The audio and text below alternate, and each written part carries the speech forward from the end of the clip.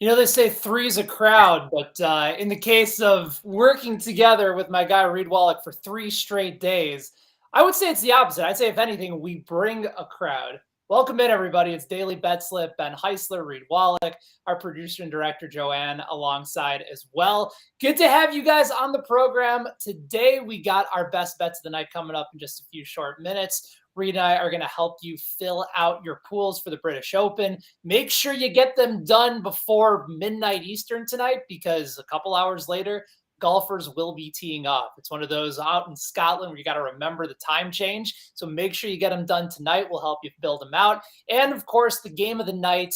Not necessarily the best matchup, Reed, I would say, between the top two winning teams, but I think probably the most interesting matchup on the slate. Shohei Ohtani and the LA Angels are 2-9 over their last 11 games, yet they're the favorites at home with him on the mound against a very good Houston Astros team. Looking forward to breaking down that game with you coming up in about 30 minutes or so. Yeah, third day in a row. I wasn't expecting my July to be filled with a lot of me and you breaking down the baseball slate, me giving out my AAC early predictions and why I like UCF and everything. But yeah, this has been a lot of fun. Bunch of winners along the way. I'm pumped to get into the Open conversation, though, because I placed a bet on, wouldn't call them a long shot, but a little bit further down the board. I'm a little interested why and get your feedback on that. But yeah, happy for day 3 of this trifecta with you, Ben.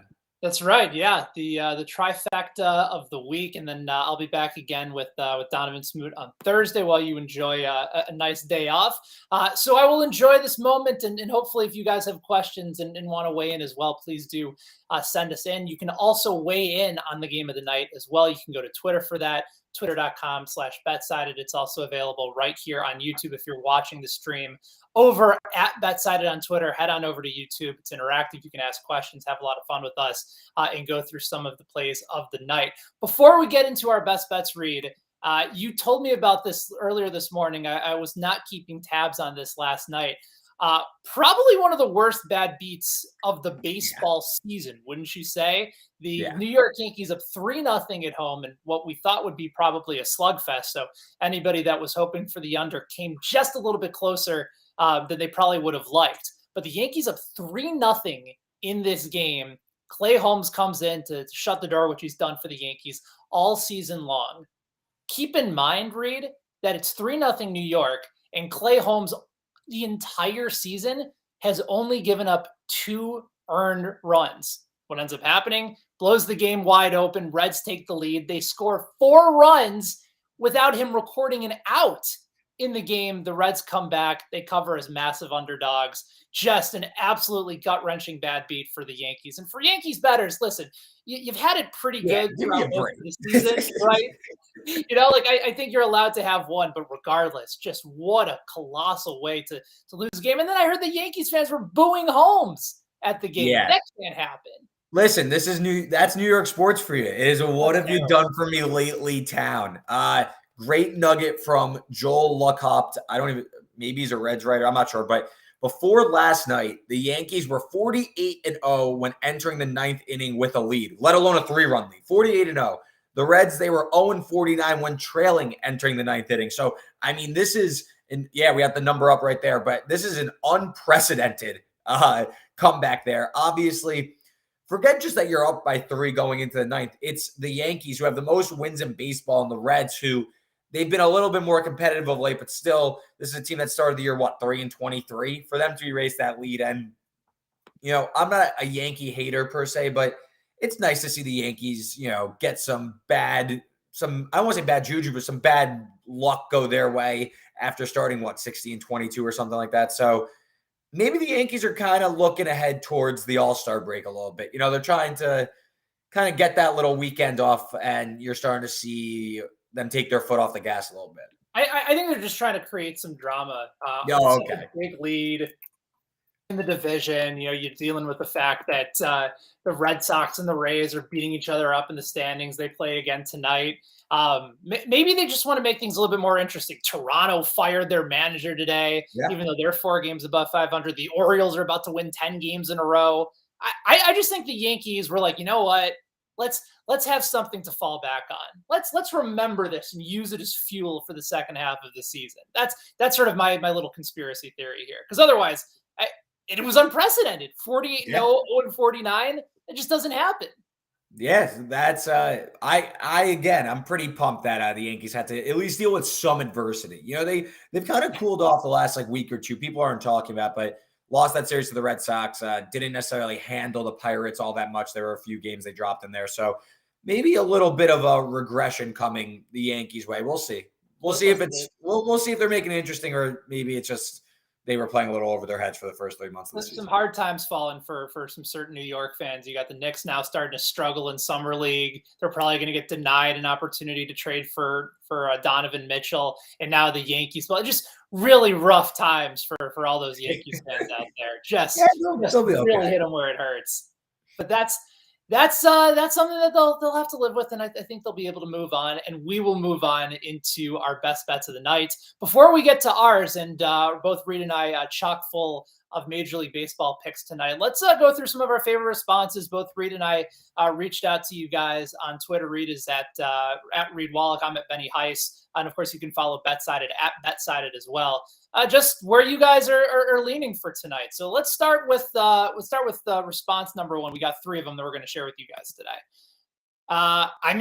Yankees money line and Astros money line. Well, the Yankees money line, granted, we saw what happened last night, Reed, but the Astros money line, you're taking a massive favorite and then parlaying it with a surprising underdog. We'll get to that game coming up in a little bit, but I guess I don't mind the play. Do you typically, if you're looking for a parlay and you feel strong, have some conviction about an underdog on the slate, maybe go ahead and just pair them up with a big money line favorite to try and lower those odds a little bit? I would rather go for 2 big favorites rather than the Astros. I would just take the Astros straight up and take the Yankees out of it. Again, I wonder if the Yankees, they end up dropping this series here to the Reds. I'm not all the way. I know they're minus 315 or something, minus 320, but I don't know. It's baseball. These things happen. Yeah, they just do. I'd rather go for 2 heavy favorites. If you like the Astros, I would just take the Astros straight up on the money line. Yeah. No, I think that makes plenty of sense as well. So I like both plays, which we'll get into a little bit later on, but together, maybe there's a little bit more room for growth there. What about the next one on our list for today? What do we got here? Oh, it's our friend Tanner McGrath.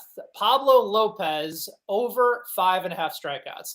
I actually have a play on this very prop on the over under, so I'm going to abstain from weighing in. But Reed, Pablo Lopez up against the Pittsburgh Pirates. You might like him to get his strikeouts, but I do know that your daily dinger pick of the day is going up against Pablo Lopez and O'Neal Cruz at plus 700 tonight. Yeah, I also have a play on this game. Lopez, he's been sitting him down for sure. The Pirates are a free swinging offense. I don't hate it. Tanner, one of the sharper baseball prop bettors out there, so I do give him the benefit of the doubt. But I have a play on this game, so again, trying to keep this a little close to the chest before we get to best bets. We'll just go ahead and tell you, Tanner, that we like the play and we appreciate you weighing in and hanging out with us on the show. All right, we got one more to add to the docket today. What do we have here? Oh boy, Reed, it's a tennis one, and there's a lot of consonants, and I don't want to mess up this name. Gojo Schwick again, plus 3.5 versus Isner. I will say, I do like this one. Isner obviously very likely to win sets and tie breaks. Gojo, one of the older players on tour, but I could see this going a little long, and I'll take. I don't mind the plus 3.5 games. Again, tiebreakers heavy. Isner, I doubt is going to generate many break points. So yeah, I don't mind that. I like just going with the clear Gojo. It's kind of like I didn't even try. I tried once and was like, it's not happening, so I'm just going to keep it going. What was the name of Mike Krzyzewski's longtime assistant coach? He then coached at Marquette. Was it Steve Wojciechowski? Or no, that's the writer. No, that Steve Wojciechowski. Yeah, I'm getting Wojciechowski's confused. And then there's obviously Adrian Wojnarowski. Well, there's Wojnarowski. That's Woj. There's Wojnarowski, Wojciechowski.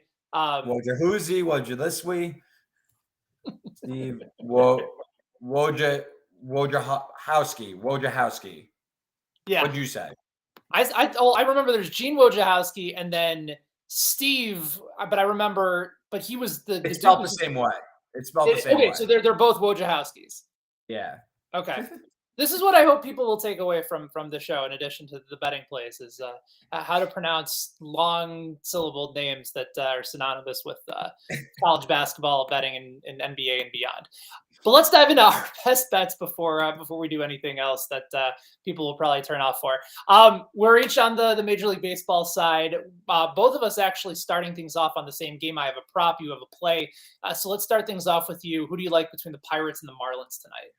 Yeah, so this week we've done this like trio of shows. I went 3-0 Monday, 1-2 yesterday, where I found myself liking favorites. I'm going to go in the complete opposite way here. I have 3 underdogs I like, and I'm betting. I split my bet up first 5 in money line because I don't want to get burned by a bad bullpen. So technically I have 6 bets in, but they're like the same bet, just first 5 and then money line split up. So first one up, Pirates plus 146 against the Marlins. And I understand Pablo Lopez. I understand Tanner's on the over Ks and everything, but the Pirates just have a better offense than the Marlins. I'm not saying the Pirates are world beaters, but this is not some old school Pirates dumpster team. This is a formidable roster that's been frisky at times this year. The Marlins offense since the beginning of July, 29th in on-base percentage, 29th in weighted runs created plus. Lopez has a nice 2.91 ERA over the year. If you look over his last 5 starts, though, that number's 4.40. Brubaker coming back for the Pirates. Not great, 4.34 ERA for the year, but that FIP sitting half a run lower, 3.91. I just think the Pirates, again, it's a big price for a guy in Lopez who hasn't been as good as people make him out to be, and a Marlins offense that, why are they being priced at minus 160? To me, they don't warrant that, so I'll take a shot on the underdog. I don't mind the play on Pittsburgh. I know you mentioned that you like Cruz as well. I guess I'll tail it by going right into my pick. I do think Lopez is live to be able to get those strikeouts at plus 5.5. You're still dealing with a Pirates team that is among the league leaders in strikeouts this year. And yeah, they've been improved and they've won 4 consecutive games as moneyline underdogs. But Lopez still has the ability to ramp it up. The fastball still sits in the mid 90s, still mixes in a really good breaking pitch, and at one point was in contention for the National League Cy Young. It just sets up as a good matchup for him to still be able to rack up strikeouts. The Marlins are one of those teams that still let their pitchers go fairly deep into games, even in a situation in baseball where we're seeing less and less of that. For so many different starting pitchers, getting third times through the order just doesn't seem to happen very much anymore. But I mean, you talk about Sandy Alcantara, who's leading the league in innings this year. Lopez at one point was in the mix for some of those leaders as well. Yeah, he's been struggling as of late, but the stuff still plays. And I think 5.5 against a team that's very free swinging, that's striking out more than 25% of the time, still very much in play tonight. Yeah, I don't hate it. Again, this is more. It's more of a fade on the Marlins offense than anything. Lopez is still a good pitcher. His numbers just aren't as great, but still has, he's able, more than capable, I should say, to strike these guys out. So I don't mind the play at all. But I have another underdog. You ready for this? This one's gross. Let's go. You had the favorites earlier on in the week. Yeah. The favorites hit for you, I should say. But now they got another underdog on the board. Let's go. This is easily the grossest one of my 3, but it's the Oakland Athletics plus 160 against the Texas Rangers. And how about all-star Paul Blackburn? 3.36 ERA, 3.65 FIP. I mean, this guy's been rock solid all year for a bad A's team. And going up against John Gray, who was kind of the splashy off-season signing for the Rangers, just hasn't been great. ERA sitting above 4. Hasn't been great at in Arlington this year where the Rangers play. So, again, this is just a big number. I understand the Rangers have a lot of talent, but Blackburn is the far superior pitcher. Again, I'm doing that first 5 innings, full game money line split, especially because last night in particular, the A's were actually up twice. This game went to extras and had a hilarious scoreline finish. It was the A's blew the lead in the 9th, took a lead in the 10th, blew that lead, and then they scored, I believe it was 8 runs in the 12th inning to win 14-8, if I'm not mistaken. Something along that score line. So hilarious score that ended in extras. But again, this is me fading a team that does have the better pitcher. I like Blackburn a lot more than Gray, so give me the A's at a big number. Yeah, Paul Blackburn, one of those guys that we've written about numerous times at BetSided over the course of the year that's been remarkably consistent. Somebody that has a fielder independent pitching really close to his ERA, which is in the low to mid threes. A 1.3 wins above replacement pitcher. Just a guy for a team that is so bad that you can rely on almost every time. Right. Of course, yeah. And of course, that comes on the heels of his worst outing of the year. 6 earned runs in 4 innings against the Houston Astros, but that's still a dominant Astros team. But the previous game, he went 6 in the 3rd innings against one of the hottest teams in baseball in Seattle, didn't give up a run, struck out 5.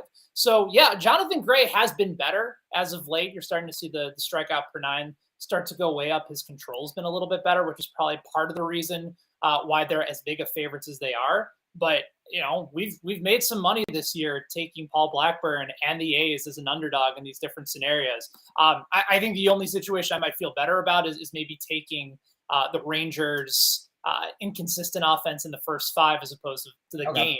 But yeah, it's a really good value for a pitcher that's been very solid and very consistent all year. So I will see your Paul Blackburn underdog, and I will raise it to another prop in the Cincinnati Reds New York Yankees game with Matt Carpenter. And I'm going to take the over on 0.5 total bases at -141. I don't know whether it's like I used to think that, you go to a place like Tampa to resurrect your career and, they put you in some sort of a lab and find a way to get talent out of you. Oakland used to be that team for a long time. Apparently, the Yankees have found the fountain of youth for Matt Carpenter. He's hitting just under 340 since signing in the early portion of the season. This was a guy that was at one point one of the better players in the game. Kind of just ran out of gas in St. Louis, gets a chance to rejuvenate his career in New York. And for a while, to start off his Yankees career, he was on a Babe Ruthian type pace. And we wrote about it at BetSided. It was absurd. The numbers that he has against Mike Minor, who's going for the Cincinnati Reds tonight, are just ugly. 7 of 13. 7 of 13 in 13 plate appearances and 12 career at bats. He has 7 hits, 4 singles, 2 doubles, and a home run, hitting .583, on base percentage of .615. His slugging percentage is 1,000. I think also depending on your sportsbook, if you can get the over 0.5 singles, that's at +150. So, the worst case scenario is imagine you see Matt Carpenter go and lace a double down the right field line, and that bet does not cash for you. It just almost doesn't feel right. So I know that it's a steeper price to pay, but considering that he's gotten on base 61.5% of the time and been able to smoke the ball against him, I think this makes all the sense in the world. Carpenter should be in the lineup once again tonight. Yeah, it's pretty interesting because obviously lefty-lefty matchup, and Carpenter still manages to get Mike Minor out of there. So interesting bet. Yeah, I could imagine I would be the one that takes over half singles at +150, and then obviously he just absolutely just demolishes one off the wall or something like that. Just classic. I get involved in this bet and take the wrong thing. So I like playing it safe, draw a walk or something. Mike Minor's been terrible since he got called back up or called off the injury list. So yeah, I can't hate this, especially Yankees off that loss. We were talking about that earlier. Minus north of -300. Yeah. Don't tell me you have another underdog to kick things off. Yeah, I told you three dogs on a Wednesday. I thought you were kidding. Yeah, no, I'm serious. It was a joke. It's like that Lion Anchorman. I wrote it down in my diary. Reed told a very funny joke today. I laughed out loud. I actually bet on this entire series. So I bet the Padres the first 2 games. I'm now going the other way. I'm going to take the Rockies +138 against San Diego. Chad Kuhl's been outstanding with the Rockies this year, especially at home. You think Coors Field, hitter-friendly park and everything, but Kuhl is finding that soft contact, really low home run to fly ball rate. He's a 3.27 ERA at Coors Field, so going to ride with him at home against Joe Musgrove, who kind of been mowing everyone down. He's been outstanding. He's not a bad pitcher by any means, but his 2.09 ERA, a little bit lucky. He has a FIP more than a run higher at 3.13. again, I just kind of like Colorado at home. It's a 4-game series, so this is game 3 of it. Just Colorado to me with Cool on the mound. Maybe they could spark something. Again, I'm doing that first 5 full game money line thing. So even if it's an early game, then you could free roll and hope the bullpen can hold on. But yeah, give me Chad Cool at home. I really like this one actually. Yeah, he's been really, really solid. And the Rockies definitely play a little bit more inspired baseball at home. Padres, a lot of close games, by the way, so far in that series as well. It's only made things a little bit more interesting. So yeah, Colorado plus 138 won't have Chris Bryant in the lineup, as we talked about on the show yesterday, as he's currently on the paternity list. My last play of the day, also an underdog. If you really want to go through the semantics of it, it's not a big, massive underdog, but the Phillies are still, I think now plus 105 over at WinBet on the road against the Toronto Blue Jays. And this might feel like a trap read because the Blue Jays just fired their manager today. They're 2-9 in their last 11 games. They're in 4th place in a very, very tough division. And maybe a lot of folks are looking at this and saying, okay, they fired the manager. This is the spark to light the fire under the Blue Jays. I got news for you. You're going up against Zach Wheeler, who is probably one of the more underrated pitchers in the entire National League, perhaps in all of baseball. I saw our Joe Summers included this note in his preview piece and also in his MLB parlay piece, which you can read over at BetSided. But Zach Wheeler in his last 12 starts has allowed only 14 earned runs, has a 1.67 ERA. He's pitched 75 and a third innings and racked up 88 strikeouts. All the numbers from his MLB StatCast page are in the red, so in the top 70 to 90-something% as far as his percentile rankings. The Phillies are 8-3 in his last 11 starts. He's somebody that hasn't gotten the recognition that he deserves in the Cy Young race and has a 17-inning scoreless streak right now. This is not a team that should be underdogs, even on the road, against a good team in Toronto. But the way that Wheeler has been pitching, he hasn't allowed more than 3 runs in a start going all the way back to April 23rd. I'm not sure what I'm missing here, other than maybe the odds makers know something that we don't. And I got burned by that the other day in taking Adrian Sampson and the Chicago Cubs to beat the Baltimore Orioles as they tried to win 9 games in a row. Sure enough, the Orioles ended up winning. So I'm going against that theory once again. Yeah. The only thing I will say about this, like, dead cat manager bounce, because it's not like the Blue Jays are some disaster. I mean, they're over 500. They're currently in the playoffs. So I don't know. Weird firing to me, but besides the point, we did see this Phillies team, though, fire Joe Girardi and rip off 9 in a row or something. So maybe the Blue Jays need a little spark, and Charlie was the fall guy for this team to kind of light a fire under them. So we'll see. But Zach Wheeler at this price, I mean, Ben, you laid it out. Guy's been outstanding all year. Fringe Cy Young candidate. I mean, with Sandy Alcantara in the NL, you probably don't stand a chance, but I mean, Zach Wheeler is putting up Cy Young-like numbers. So, listen, I don't hate the Blue Jays have been kind of stuck in the mud. This is a stay away from me solely because I am somewhat of a subscriber to the fire manager play better narrative. I know it's like stupid and cliche. There's probably no actual meaning behind it, but I kind of subscribe to it. I think part of the other reason why it works is that most times teams fire their manager when they have an easy matchup on the schedule so they can try and get the team on a roll a little bit. Like, what are they doing? You're firing your manager while you're going up against one of the best pitchers in the National League. Like, wait a day or wait until the All-Star break. And then who's next? Who do the Blue Jays have next? We can probably find that out over the course of the show. I'll have you look that up while I go through our best. They play the Royals tomorrow at home. Oh, what are you doing? Couldn't wait a day. That's unbelievable. Maybe they just really that's front office incompetence right there. To not know that, like, hey, we got to lay up. Like Vladdy would hit like 3 homers, no doubt, at home. Crowd would be going nuts. They forget all about it. What a waste of the fire manager narrative. Just.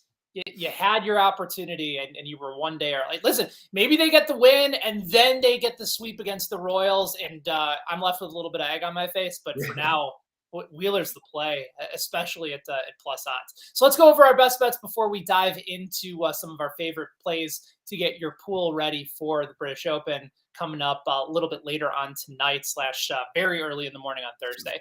Reed is going with 3 smelly dogs. Pirates plus 146, Oakland plus 160, and Colorado plus 138. Have you determined, Reed, what they would be if you parlayed all 3 of them together? I'll do it right now as you transition into the next segment. Now I'm curious if you're really buying in on what Reed is believing tonight. That could be a little bit of fun for a little bit of pizza money. On the other side for me, I got a couple props. The over 5.5 for Pablo Lopez strikeouts tonight. Matt Carpenter over 0.5 total bases against Mike Minor, and the Phillies plus 100 now up to plus 105 on the road against the Charlie Montoyo-less Toronto Blue Jays. So, with all that being said, Reed, we got the Open Championship coming up early on Thursday. You can get everything that you need for the Open over at BetSided, everything from opening odds to matchup plays, 3-ball bets. Joe wrote a piece about some of the Europeans playing and how they compare it to some of the Americans. Like, what if there is a betting angle to the British Open? Our Joe Summers has done an awesome job. Same thing with our Brian Jeffra, who filled in with Cody Williams on Green on the Greens. If you are on our YouTube page and are looking for even more betting information for the British Open, make sure you guys check out that video. And you can get alerts about it just by becoming a subscriber. I'll go ahead and hit that subscribe button and give us a thumbs up, and then you'll never miss an opportunity to get your golf betting fix on. So I wanted to kind of come together, take a look at just sort of different tiers of guys that I think is worth considering heading into the British Open. So I have a few plays that I like. We can kind of go through them together. Because when you're filling out a pool, Reed, I know that you've done U.S. Open pools and Masters pools before, but tell me if you agree with this philosophy before we dive into specific plays. It's always good to have a little bit of exposure to the guy that you always have conviction for, but you also want to spread it out. You don't want to take the really popular plays. You want to be able to try and have a little bit of leverage on the rest of the field, especially if you're entering with, 50 people, 100 people, 100 plus people. You want to try and find that diamond in the rough that maybe there's a little bit of flaws to their game, but you know that not a lot of people are going to be on them. And if they hit, that's going to be massive for your opportunity to move up the standings. Yeah, when you're doing a pool, you can't go chalky. You can't go for the big time plays. Like, listen, it's just, I'm not breaking any news. Rory McIlroy is going to be the most popular pick in your friend's pool. That's how it works. So to me, I always like to, I want to win the pool though. Like, I get Rory McIlroy is the most likely player to win, but he's not going to win me my pool. So I don't really like him. I'd rather go off the beaten path. And I know you have the guy I bet on your note sheet. So I'll let you kind of bring it up organically, but like Xander Schauffele, for example, hottest golfer on tour. Everyone else knows that though. Everyone knows that Xander Schauffele is on fire. His odds drop from 30-1 to 15-1 or 12-1 I see on the bottom line. So, everyone knows, you thinking you found this contrarian play is probably seen by other people. So you do have to look at historical success here, fitting certain parameters. You're going to have to take some chances if you want to win your pools, especially the bigger the pool gets. So I have a few contrarian plays, and, Ben, I know you have a few written down, so I'll let you get into them.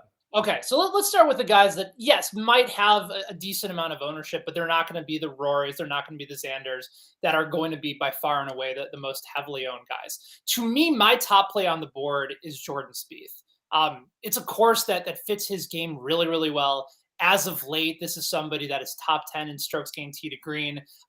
His game around the green ranks 4th in the field in strokes gained. That's critical, especially at a place like St. Andrews, where you're going to need to have to chip to be successful. The putter is a little bit inconsistent at times, but he's also somebody that has the ability to get hot at almost any time. And you can find him right now at 15-1. Same thing with Justin Thomas.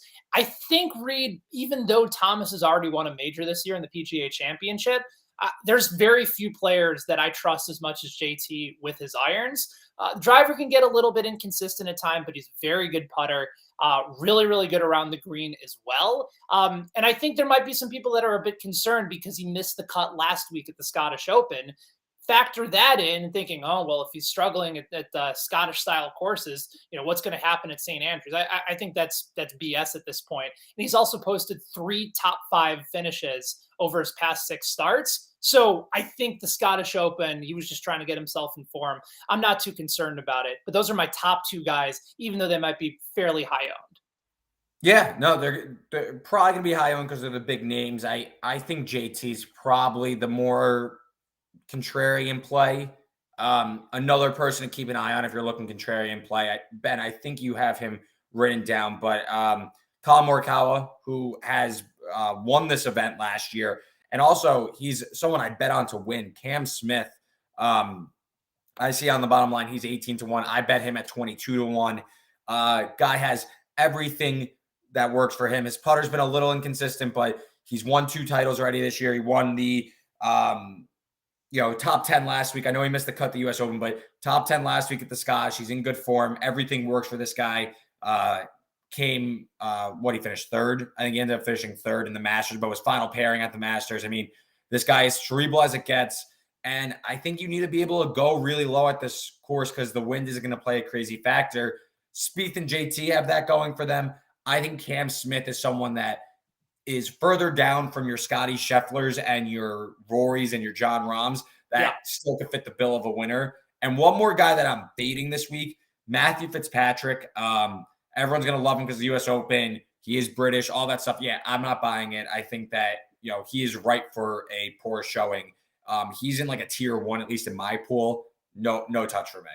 Yeah, I think the thing about Fitzpatrick is that he's been so consistent throughout the course of his career that by just completely fading him, you're taking away a guy with an awfully high floor. And we didn't really see the high ceiling until the U.S. Open win, which Zalatoris had a chance to take down as well. I'm glad you mentioned Cam Smith. I also have him sort of in my under-owned top guy rankings. Really, really good in win, which you're going to deal with over at St. Andrews. The recent numbers aren't great, but again, the Scottish Open top 10 finish, a guy that normally delivers when it comes to major performances. He just needs to get off to a good start because he can be very, very hot and can also run very cold. Let me give you a couple safe plays too. I think Max Homa is a guy that I really like at 40-1. Same thing with Joaquin Niemann at 50-1. I mean, these are guys that you can get at really nice odds that I just don't think the majority of like public bettors for a pool are really thinking about consistently. But Homa, when it comes to his ranking in the field right now, is outstanding. Over his last 24 rounds,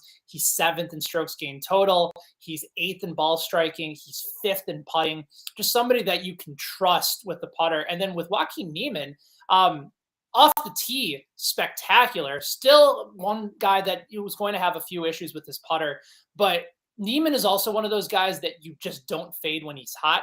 He missed the cut at the Travelers and came right back, finished 16th at the Scottish Open, gained 6.5 strokes total on that course. So I think he's somebody that's actually safe because you always play Niemann to be able to be in contention. He was really good in a lot of majors over the course of this year as well.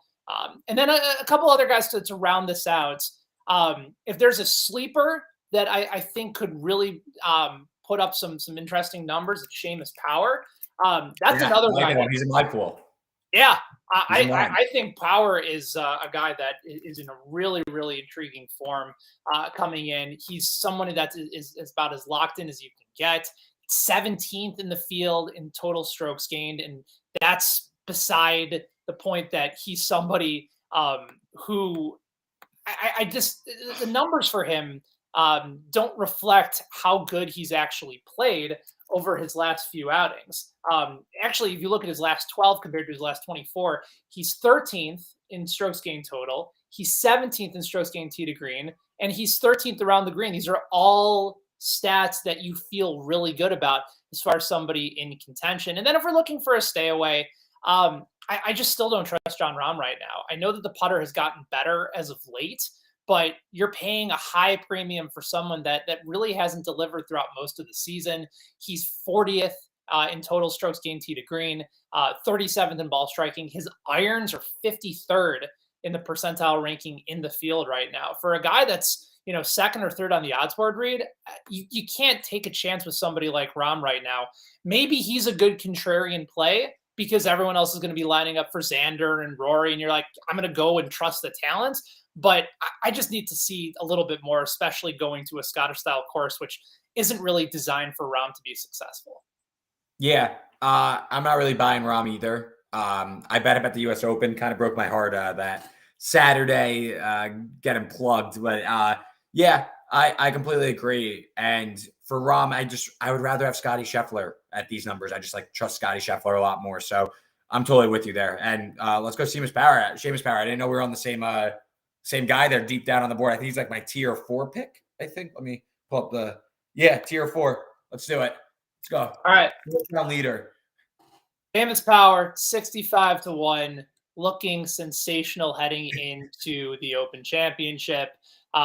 Again, somebody that I think has a chance to be very under-owned when it comes to your upcoming pools. And again, plenty more Open Championship, British Open, whatever you want to call it, all available over at BetSided. Great work by Brian and by Joe over the course of the week and delivering all that content to you. Also check out Cody Williams over on the Fansided side as well.